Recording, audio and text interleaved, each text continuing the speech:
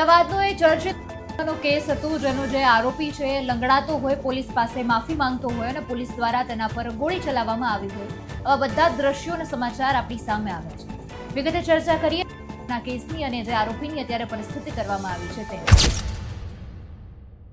નમસ્કાર, આપની સાથે હું આકાંક્ષા. તમે જોઈ રહ્યા છો રાજકોટ.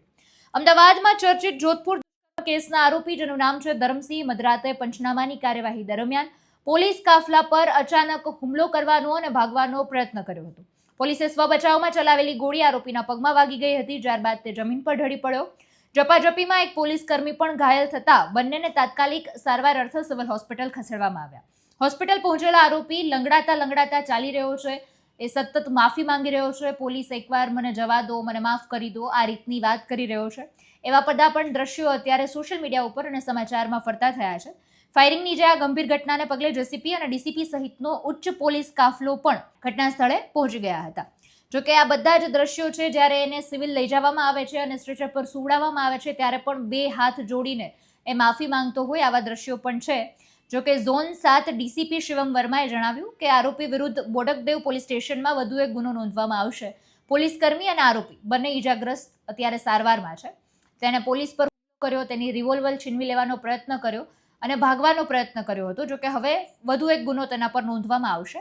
આનંદનગર પોલીસનો આરોપી છે જેને અત્યારે પંચનામું કરવા હેબતપુર ખાતે લઈ જવામાં આવ્યો હતો, જ્યાંથી આરોપીએ ફેંકેલા 2 મોબાઈલ ફોન મળી આવ્યા હતા. આ દરમિયાન પોલીસનું પંચનામું ચાલી રહ્યું હતું ત્યારે જ આરોપી ધરમસિંહ પીઆઈ આરએસ પરમારની પિસ્તોલ ઝૂંટવવાનો પ્રયાસ કરે છે. ત્યારે પીઆઈએ પિસ્તોલમાંથી એક રાઉન્ડ ફાયરિંગ કર્યું, જેમાં કોન્સ્ટેબલ વિરેન્દ્રસિંહ રાઠોડને સાથળના ભાગે ગોળી વાગી ગઈ હતી. ગઈકાલે આનંદનગર પોલીસ સ્ટેશન વિસ્તારમાં એક બનાવ બનેલો હતો.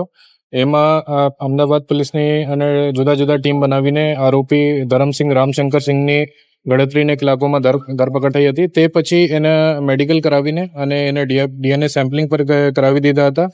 એને આરોપીએ ભોગ બનનારના મોબાઈલ પર ચોરાઈ લીધા હતા, જેને માટે હેબતપુર વિસ્તારમાં એના રિકવરી પંચનામા પોલીસ દ્વારા કરવામાં આવતા હતા. એ દરમિયાન પોલીસથી ભાગવા માટે એને પીઆઈ પરમારની જો પિસ્ટલ છે, સર્વિસ પિસ્ટલ છે, એ ઝૂંટવીને પ્રયત્ન કર્યા. એમાં ઝપાઝપી થઈ અને એ ઝપાઝપીમાં એક પોલીસ કોન્સ્ટેબલને વાગ્યા છે અને એના પછી પોલીસે ઓવરકમ કરવા માટે એને પ્રયત્ન કર્યા અને એમાં બીજી પણ રાઉન્ડ ફાયર થયા. એ રાઉન્ડ એને પગમાં વાગ્યા છે. પોલીસ કોન્સ્ટેબલ અત્યારે સ્ટેબલ છે અને જો આરોપી છે એની પર સારવાર ચાલુ છે. અને એ પછી બોડકદેવ પોલીસ સ્ટેશનમાં 308 અટેમ્પ્ટ ટુ કલ્પેબલ હોમિસાઇડની આગળની એફઆઈઆરની કામગીરી અત્યારે ચાલુ છે. પોલીસ કર્મીનું નામ શું છે, કેવી રીતે ઇજાગ્રસ્ત થયો? પોલીસ કોન્સ્ટેબલ વિરેન્દ્રસિંહ છે અને એ જે મેં કહ્યું કે એને ઝપાઝપી દરમિયાન એક રાઉન્ડ ફાયર થયા. એ રાઉન્ડમાં એને પગમાં વાગ્યા છે અને અત્યારે સ્ટેબલ છે. સર, આગળ હવે શું તપાસ કરવામાં આવશે? આગળ એની ઉપર એક એફઆઈઆર થશે, જૂની 308 IPC attempt to culpable homicide, અને એની ઉપર તપાસ કરવામાં આવશે. જોકે જે કેસ સામે આવ્યો હતો તેનાથી ઘણા બધા ગંભીર સવાલો ઊભા થઈ ગયા હતા. ખાસ સ્ત્રી સલામતીની જ્યારે આપણે વાત કરતા હોય ત્યારે જો આવા કેસ સામે આવે ત્યારે આપણને ઘણા બધા સવાલો ઊભા થઈ જતા હોય છે. પણ અત્યારે જે એના વિડીયો સામે આવ્યા ત્યારે આ રીતના સમાચાર પ્રકાશમાં આવ્યા. સમગ્ર મુદ્દાને તમે કઈ રીતે જોવો છો એ કમેન્ટમાં જણાવજો. ફરી મળીશું. હવે રજા આપશો. નમસ્કાર.